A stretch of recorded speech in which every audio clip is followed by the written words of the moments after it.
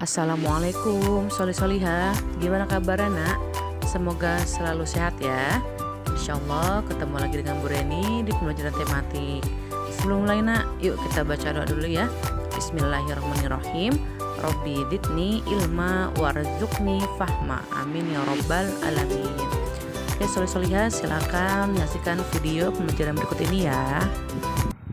Oke Solihah, sekarang kita belajar lagi ya nak tentang kalimat tanya. Nah, tanda baca tanya itu terletak di akhir kalimat tanya. Kalimat tanya biasanya nak diawali dengan kata tanya seperti apa, siapa, di mana, kemana, kapan, berapa, mengapa, dan bagaimana. Nah, sekarang kita belajar di kata yang pertama, siapa. Nah, siapa itu untuk menanyakan orang. Yang kedua, di mana. Nah, kata tanya ini diperuntukkan untuk menanyakan tempat. Oke, nak? Yang ketiga, kapan. Kapan ini kita gunakan untuk menanyakan waktu. Oke, yang keempat, kemana. Digunakan untuk menanyakan tujuan. Ya. Lanjut, berapa untuk menanyakan jumlah. Yang keenam, mengapa diperuntukkan untuk menanyakan alasan. Yang terakhir nak, bagaimana untuk menanyakan keadaan. Kalian tahu nak, ini gambar apa? Iya betul sekali, ini adalah pohon cemara. Dari gambar ini kita bisa membuat kalimat tanya. Nah, contoh yang pertama nak, di mana kamu tanam pohon cemara itu? Siapa yang menanamnya? Ada berapa jumlahnya? Nah, jadi yang tadi Bu Reni sebut itu adalah contoh kalimat tanya nak. Jadi dari gambar tersebut kita bisa membuat kalimat tanya ya. Oke Solihah, sekarang kita belajar membandingkan berat benda ya nak.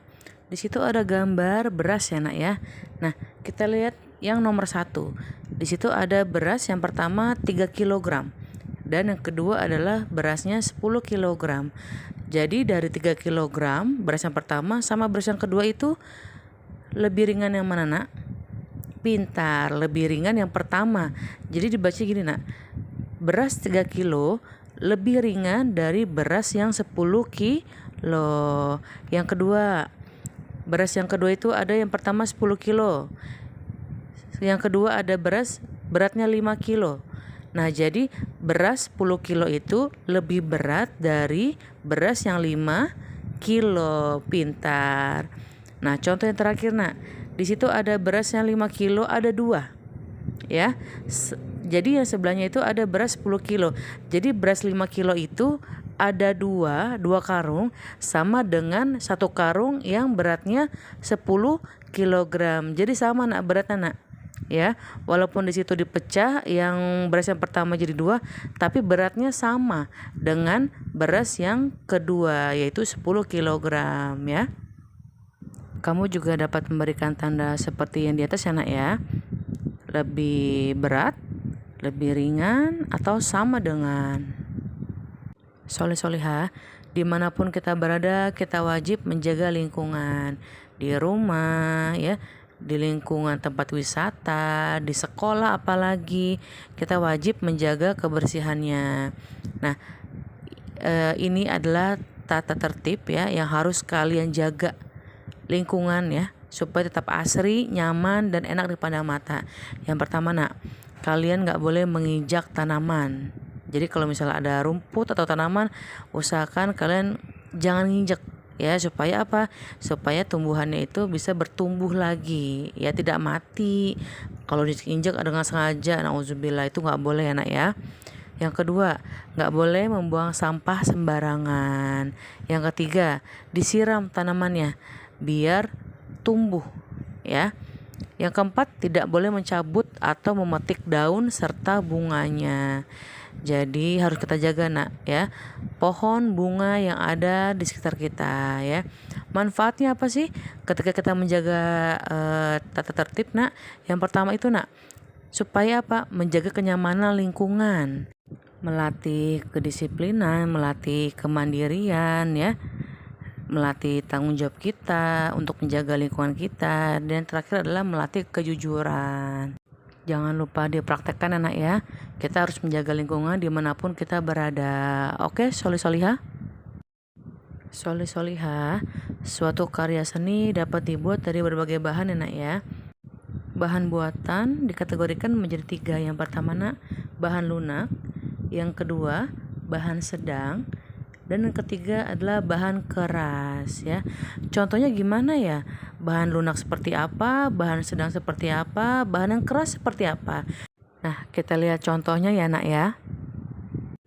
Contoh yang pertama nak, karya seni dari bahan lunak di situ ada dari lilin nak, atau plastisin ya. Yang kedua dari bahan sedotan plastik. Nah, kedua bahan tersebut dibuat dari bahan yang lunak. Nah, sekarang kita contoh yang kedua nak, contoh karya seni dari bahan yang sedang ya. Nah, di situ sudah jelas nak, terbuat dari bahan apa? Kardus. Bisa juga kita buat karya seni dari kardus bekas nah ya.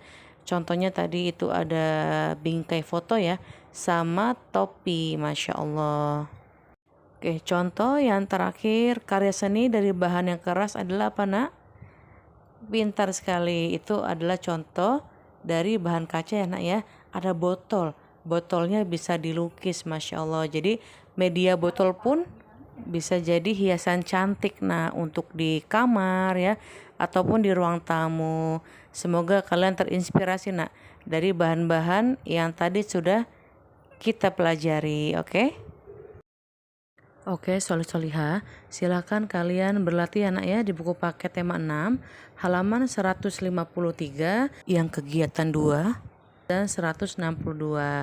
Silakan nak dibaca-baca lagi buku tema 6-nya ya. Semoga Allah mudahkan dalam mengerjakan tugas. Amin ya rabbal alamin.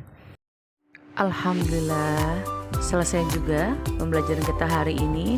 Terima kasih solih-solihah sudah menonton video ini. Semoga banyak manfaatnya ya. Silakan dikerjakan tugasnya dan semangat selalu ya nak ya. Kita tutup dengan baca hamdalah alhamdulillahirabbil alamin dan doa kafaratul majelis.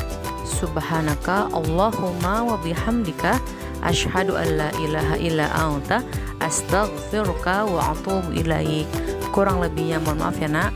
Wassalamualaikum warahmatullahi wabarakatuh.